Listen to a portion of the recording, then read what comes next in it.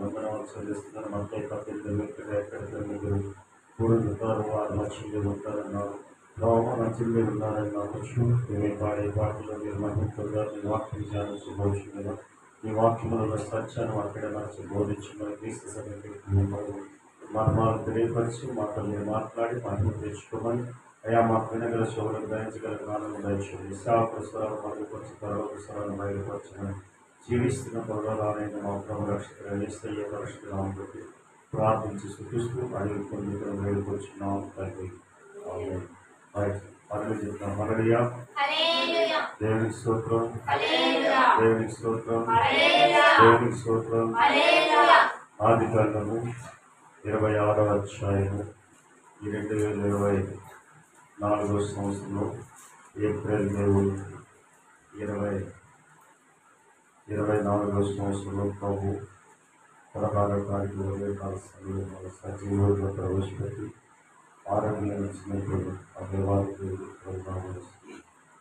వందనాలు చెల్లిస్తూ మన నేటి దినము కొరకు దేవుడు ఇచ్చిన వాక్య సందేశము ఆదికాండము 26వ అధ్యాయం మొదటి వచనం మనం ధ్యానం చేసుకుందాం.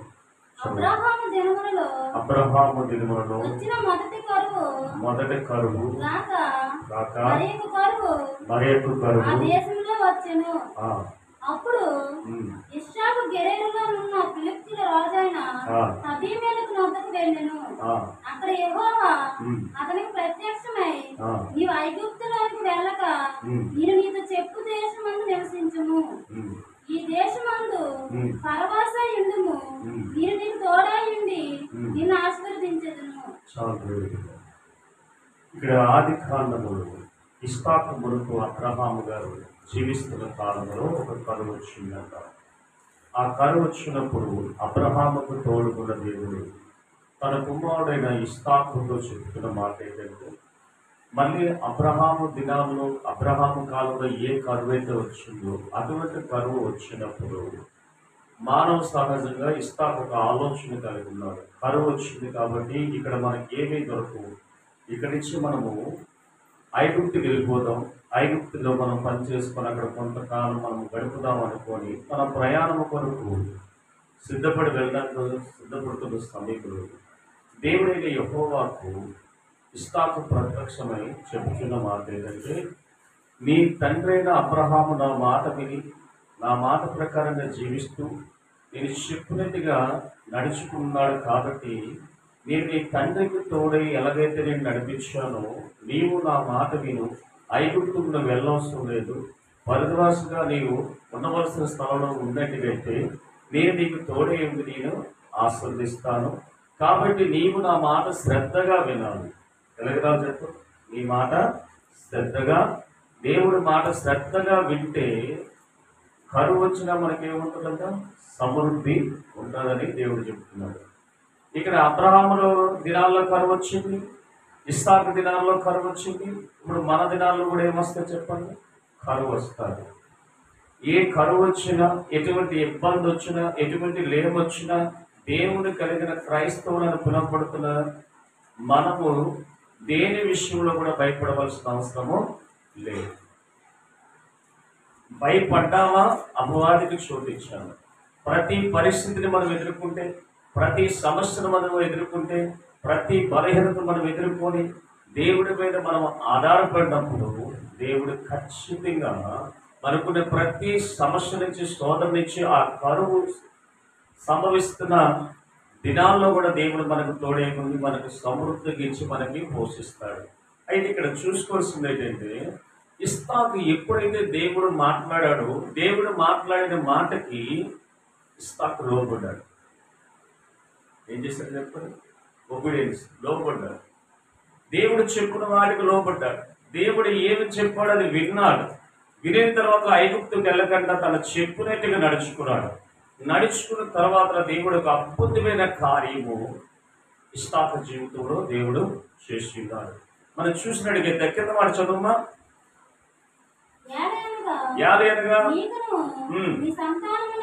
నీకును నీ సంతానమునకు నీ తండ్రి అయిన అబ్రహాముతో నేను చేసిన ప్రమాణము నెరవేర్చి ఆకాశ నక్షత్రముల వలె నీ సంతానము విస్తరింప ఈ దేశములన్నీ నీ సంతానములకు ఇచ్చెదను. చాలు. ఏమంటుందో చెప్పండి ఇక్కడ. ఇదిగో నీ తండ్రి అయిన అబ్రహాముతో నేను ఒక నిబంధన చేశాను, ఒక ప్రమాణం చేశాను, అది నెరవేరుస్తాను నీ జీవితంలో. నీకే కాదు, నీ బిడ్డల జీవితంలో కూడా నేను నెరవేరుస్తాను. నిన్ను దీవించి నేను ఆశీర్వదిస్తాను. అక్కడ వచ్చింది ఏంటంట? కరువు. దేవుడు చెప్తుంది ఏంటంట? దీవెన.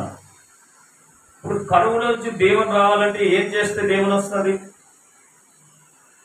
చెప్పమ్మా, నువ్వు తలపైకెత్తు. ఏం చేస్తే వస్తే చెప్పు. కరువులో నుంచి మనకు దేవుని కావాలి అంటే ఎప్పుడు వస్తుంది? దేవుని ఎప్పుడు వస్తుంది మనకి? కరువులో నుంచి దేవుని ఎప్పుడు వస్తుంది? ఎప్పుడు వస్తుంది చెప్పండి. విచిత్రంగా చూస్తారు. ఎలా వస్తుంది? వచ్చింది అక్కడ కరువు. అబ్రహాము దినాల్లో కరువు వచ్చింది. రెండో కరువు ఎప్పుడు? ఇస్సాకు దినాల్లో వచ్చింది. ఇస్సాకు తెలుసు కరువు వస్తే నాకేమి ఇక్కడ దొరకదని తెలుసు. కానీ దేవుడు ఏమంటాడు చెప్పండి? నేను దీవిస్తాను, నీ తండ్రిని దీవించాను, నీ తండ్రితో ఒక ప్రమాణం చేసిన అబ్రహాముతో. ఇదిగో చేసిన ప్రమాణం ప్రకారంగా నిన్ను నీ బిడ్డలు కూడా నేను దీవిస్తాను. దేనివల్ల అది జరుగుతుంది చెప్పాలి మీరు. దేనివల్ల జరుగుతుంది? నెత్తి మెరుగుతుంది. దేనివల్ల జరుగుతుంది? దేవుడు మాటకు మనం లోబడుతుంది, దేవుడు మాటకి విధేయత చూపెడుతుంది, దేవుడు మాటకి శిరస వహించి ఎస్ ప్రభా నేను అలాగే చేస్తాను అన్నమంటే అబ్రహాము జీవితంలో దేవుడు చేసిన ఆశీర్వాదాల కంటే, ఇస్సాకు చేసిన జీవితంలో ఆశీర్వాదాల కంటే మనకి కూడా ఏం చేస్తాడంట? అంతకంటే సమృద్ధిమైన ఆశీర్వాదాన్ని మనకి ఇస్తాడు. ఎప్పుడు ఇస్తాడంటే మనం మనుషుల మాట నమ్మితే ఇవ్వడు. మనుషుల దగ్గరికి వెళ్ళి నీ బాధ చెప్తే నీకు ఇవ్వరు. ఒకళ్ళు తెప్పవచ్చు. మనుషుల దగ్గరికి వెళ్దామని నిర్ణయించుకున్నాడు ఇస్సాకు. అక్కడికి వెళ్దాం అనుకున్నాడు. ఐగుప్తు దగ్గరికి వెళ్దాం అనుకున్నాడు. అక్కడ పరిపాలిస్తున్న నాయకుడు కలుద్దాం అనుకున్నాడు. కానీ దేవుడు వెళ్ళొద్దన్నాడు.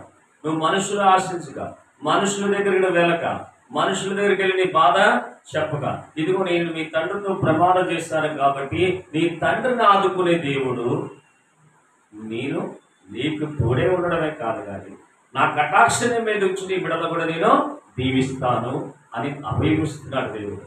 వెంటనే ఇస్సాకు ఏం చేశాడంటే దేవుడు మాటకి శిరస వహించి లోబడ్డాడు. ఇప్పుడు నేను అడుగుతున్నాను, మనం చాలాసార్లు వాక్యం వింటున్నాం. ప్రతి ఆదివారం వస్తున్నాం, ప్రతి శుక్రవారం వస్తున్నాం, ప్రతి మంగళవారం వస్తాం, వింటూనే ఉన్నాం. ప్రతిరోజు అందుబాటులో వచ్చింది దేవుడి వాక్యం. టీవీలో వచ్చింది, ఇప్పుడు సెల్ ఫోన్లో కూడా వాక్యం ఉంది. అందుబాటులో నీకు వాక్యం వచ్చింది కదా. అనేక మంది దైవ సేవకురాలు చెప్పిన మాట దేవుడి మాటగానే వింటున్నావు, కానీ లోబడుతున్నావా? ఆ మాట ప్రకారం నువ్వు చేయగలుగుతున్నావా? ఆ మాట ప్రకారం నడుచుకోగలుగుతున్నావా? దేవుడి వాక్ అయితే అబ్రహాముతో మాట్లాడినట్టుగా, ఇస్సాకుతో మాట్లాడినట్టుగా నీతో నాతో కూడా మాట్లాడుతుంది. కానీ అబ్రహాము లోబడినట్టుగా, ఇస్సాకు లోబడినట్టుగా మనము వింటున్నాం, కానీ మనం లోబడటం లేదు. మందికి మన జీవితంలో లేమి, సమస్యలు, అప్పులు, వ్యాధులు, బాధలన్నీ ఎందుకు వస్తాయి తెలుసా? దేవుడి మాట లోబడతారు. అసలు దేవుడి మాట లోబడితే ఏమొస్తాయి? దేవుడి మాట శ్రద్ధగా వింటే ఏమొస్తాయి? దేవుడి మాటకి విధేయత చూపెడితే ఏమొస్తాయి? సమస్తంలో దేవుడు సమృద్ధిగా ఇస్తాడు. వాగ్దానం ఇచ్చిన దేవుడు నమ్మదగిన దేవుడు. వాగ్దానం ఇచ్చిన వాడు నమ్మదగిన దేవుడు.